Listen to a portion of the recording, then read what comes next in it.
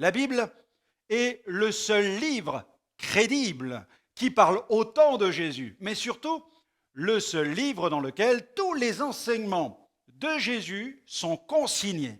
La Bible est donc le livre dans lequel Jésus parle, Jésus s'exprime et Jésus est à l'œuvre, Jésus agit. On y découvre sa vie, sa biographie, son message et ses œuvres. Bien entendu, on a essayé de faire parler Jésus dans des livres qui n'ont aucune valeur sur le plan historique, des faux évangiles qui n'ont pas été reconnus par l'Église comme étant inspirés. Certains de ces évangiles prétendent révéler des enseignements et des épisodes de la vie de Jésus que tout le monde ignore. Généralement, ils portent atteinte directement à la sainteté parfaite de Jésus et ils relatent des événements sans fondement touchant à l'enfance même de Jésus. Et certains de ces textes avaient pour mission, il faut être clair, il faut le dire, de renforcer le culte rendu à Marie. À la fin du IIe siècle, Irénée de Lyon, un des pères de l'Église, affirmait que les apostats du christianisme se référaient à, comme il le dit, une multitude infinie d'écritures apocryphes et bâtardes. Parmi ces pseudotextes inspirés, on peut citer par exemple l'évangile de Judas, il est question de l'évangile de Judas, de l'évangile de Pierre ou de Nicodème, l'évangile selon les Hébreux, l'évangile des Égyptiens, voyez donc, l'évangile de Joseph, l'Apocalypse de Pierre, le protévangile de Jacques, etc. Actuellement, on estimerait à 50 le nombre de faux évangiles ainsi qu'une grande quantité d'actes et d'épîtres. On comprend pourquoi l'Église primitive chercha rapidement à rassembler les textes rédigés par les envoyés de Jésus, ceci afin de faire vraiment et de toute urgence la distinction entre le vrai et le faux. Bien entendu, vous allez découvrir aujourd'hui, Bible en main, qui est Jésus.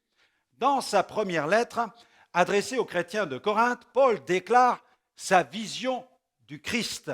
Nous allons pouvoir le lire ensemble dans 1 Corinthiens chapitre 15, versets 1 à 9. Voilà ce que déclare l'apôtre. Il dit « Je vous rappelle, frères, l'évangile que je vous ai annoncé. » Donc là, nous sommes mis clairement face au vrai évangile.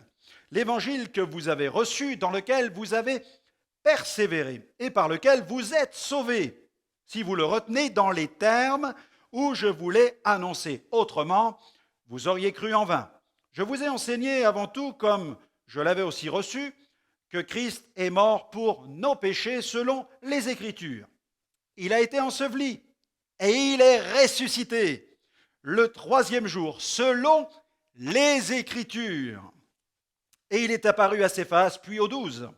Ensuite, il est apparu à plus de 500 frères à la fois, dont la plupart sont encore vivants et dont quelques-uns sont morts. Ensuite, il est apparu à Jacques, puis à tous les apôtres. Après eux tous, il m'est aussi apparu à moi comme à l'avorton, car je suis le moindre des apôtres. Je ne suis pas digne d'être appelé apôtre parce que j'ai persécuté l'Église de Dieu. Amen. J'ai persécuté l'Église de Dieu. Dans ces 9 versets, Paul affirme, eh bien d'abord, la mort rédemptrice de Jésus. Il affirme encore sa résurrection et puis ses multiples apparitions. La foi dans cette nouvelle, dans cette bonne nouvelle, l'évangile dans lequel les destinataires ont cru, voilà ce qu'il proclame. Quelle magnifique confession de foi que celle que Paul nous donne ici. Alors depuis des siècles, il suscite ce Jésus, il suscite la fascination. Je pense aux historiens, les archéologues, les scientifiques, les leaders religieux ont parlé de lui, ont débattu à son sujet. Il s'agit, oui, de Jésus. Jésus, qui est-il vraiment? Alors nous allons voir les multiples perceptions concernant Jésus. Comme vous allez vous en rendre compte, depuis 2000 ans, Jésus ne laisse personne insensible. La philosophie syncrétique moderne peut intégrer d'ailleurs différentes conceptions de Jésus. Nous aurions tort de penser que la notion de Jésus, fils de Dieu, est l'unique qui soit, même si c'est la véritable présentation qui est faite dans la Bible, dans les Saintes Écritures, eh bien, il y a d'autres conceptions. Pour un grand nombre de philosophes modernes, Jésus Par exemple, Jésus n'est qu'un penseur. Il est tout simplement un penseur. Pour les athées, Jésus est un mythe. Pour les musulmans, Jésus est un prophète. Pour les bouddhistes, Jésus est un sage, la réincarnation d'un initié de Bouddha. Pour les adeptes du Nouvel Âge, Jésus est un mage. Pour les satanistes, Jésus n'est qu'un chef dans la hiérarchie angélique. Pour les spirites, Jésus est un esprit supérieur. Pour les témoins de Jéhovah, Jésus n'est pas Dieu tout-puissant, mais un ange qui s'est matérialisé. Pour les Mormons, Jésus est un Dieu, le frère de Lucifer, fruit de relations sexuelles du Père avec Marie, vous imaginez? Pour les scientologues, Jésus est un maître spirituel. Pour les adeptes de sociétés secrètes, Jésus est un maître de sagesse. Pour les anarchistes, Jésus fut un révolutionnaire. Pour les agnostiques, Jésus demeure un mystère. Pour les rationalistes, Jésus fut tout simplement un mythomane. Pour certains archéologues, Jésus fut un essénien. Pour les soufis, Jésus est un guide spirituel. Pour les juifs, Jésus est un imposteur. Pour la génération postmoderne, Jésus fut un gars vraiment sympa.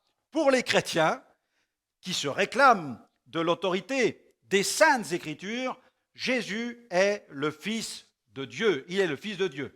Bon, on va essayer d'y voir clair, et plus clair en tout cas dans tout ça. J'ai voulu lister ces multiples conceptions de Jésus, car je sais que ceux qui m'écoutent ont certainement entendu parler de Jésus de telle ou de telle manière. Et je voudrais que ce programme puisse conduire chacun à la connaissance du vrai Christ, le Christ de Dieu. Il y a quelques années, je me trouvais sur une place publique, debout sur une chaise en train de proclamer la bonne nouvelle, quand tout à coup, un homme est sorti de la foule et il s'est écrié avec une voix forte, « Je suis le Christ !» Et même il disait, « I am the Christ !» Il l'a fait en italien, en espagnol. Et il disait, « Ne me reconnais-tu pas ?» Cet homme portait des cheveux longs et faisait de grands gestes. Ce fut tellement impressionnant. Et le plus étonnant, c'est qu'il fit cette déclaration en plusieurs langues. Il l'a fait en français, en anglais, en italien, en espagnol, etc. Mais soyez rassurés, cet envolée lyrique n'ébranla aucunement ma foi. Vous allez comprendre pourquoi. Cet homme fut impressionnant, mais il ne fut jamais convaincant. Au cours de son ministère terrestre, Jésus a averti ses auditeurs qu'il y aurait à la fin des temps de faux Christ et de faux prophètes. Il nous a aussi averti que nous les reconnaîtrions à leurs fruits. Et il ne m'aura pas fallu longtemps pour identifier ce pseudo-Christ. Il fut trahi par l'odeur de son haleine qui sentait l'alcool. Visiblement, son fruit était plutôt celui de la vigne. Mais le vrai Messie existe. D'ailleurs, je l'ai trouvé. Et la Bible exalte son nom. Il s'agit de Jésus. Et nous sommes des millions sur la terre à avoir fait cette formidable découverte de Jésus, le vrai Messie. Nous avons enfin trouvé celui qui peut étancher la soif de notre cœur. La Bible rapporte d'ailleurs le récit d'une femme qui a eu le privilège de rencontrer Jésus alors qu'elle se tenait près d'un puits où elle était venue pour puiser de l'eau. En la regardant, Jésus a vu que cette femme n'était pas heureuse, que son cœur était sec, que son cœur était vide. Et il l'interpella en lui disant ceci. « Quiconque boit de cette eau aura encore soif. Mais celui qui boira de l'eau que je lui donnerai n'aura jamais soif. Et l'eau que je lui donnerai deviendra en lui une source d'eau qui jaillira jusque dans la vie éternelle. » Et au cours de cette discussion, Jésus lui adressa encore d'autres paroles qui touchèrent puissamment son cœur. Et bouleversée par tout ce qu'elle venait d'entendre, elle laissa même sa cruche et s'empressa de retourner à son village et se mit à crier dans le village. « Venez voir un homme qui m'a dit tout ce que j'ai fait. Ne serait-ce pas le Christ ?» Et tout le village vint à la rencontre de Jésus. Et si la même chose vous arrivait aujourd'hui? Et si vous trouviez vous aussi le Messie?